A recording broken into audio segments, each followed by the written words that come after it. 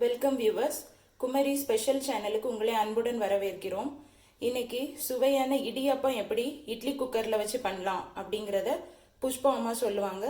வாங்க வீடியோக்குள்ள போகலாம். வணக்கம்.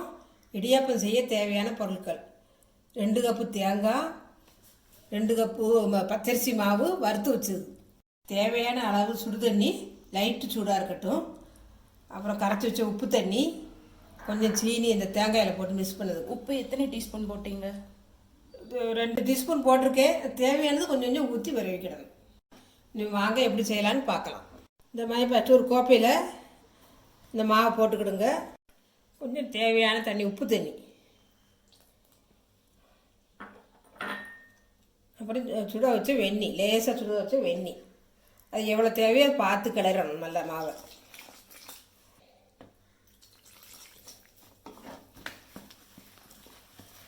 பிசைங்க, அப்போ தான் கொஞ்சம் நல்லா வரும். இந்த பதத்துக்கு இந்த மாவை விரைய வச்சு விடணும். இந்த தேங்காயெல்லாம் கொஞ்சம் சீனி போட்டு விரைவிட்டீங்கன்னா அது சுவையாக இருக்கும். இந்த இடியாப்பத்தில் வச்சு அவிக்கும் போது சுவையாக இருக்கும். ஒன்று போல் கிளறி விட்டு விடணும். இந்த மாதிரி பொடி கண்ணாக இருந்ததுன்னா பிள்ளைங்களுக்கு கொடுக்குறதுக்கு நல்லா, சாப்பிட்றதுக்கு நல்லா இருக்கும், பொடிசாக நல்லா இருக்கும். இது மாதிரி குழல் இந்த அச்சில் உள்ளே போட்டிருக்கேன். இந்த மாவு உள்ளே வச்சு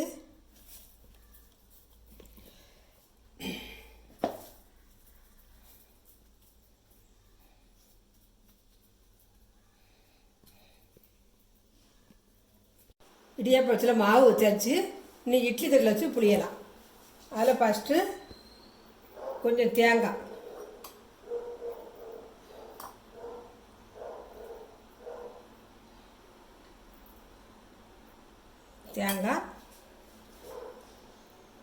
அப்புறம் கொஞ்சம் இப்படி புளிஞ்சுக்கிடணும். அப்புறம் இல்லை கொஞ்சம் தேங்காய் வைக்கணும்.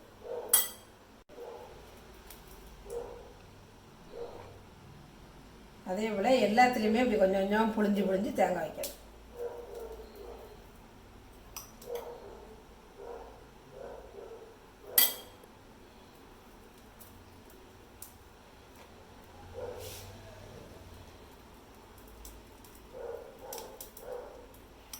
இப்போ கொஞ்சம் தேங்காய்,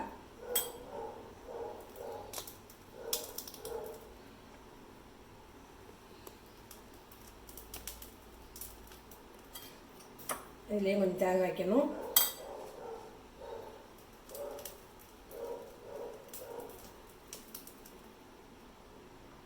இப்படி எல்லா தட்டிலையும் வச்சு குக்கரில் வச்சு அவிக்கணும்.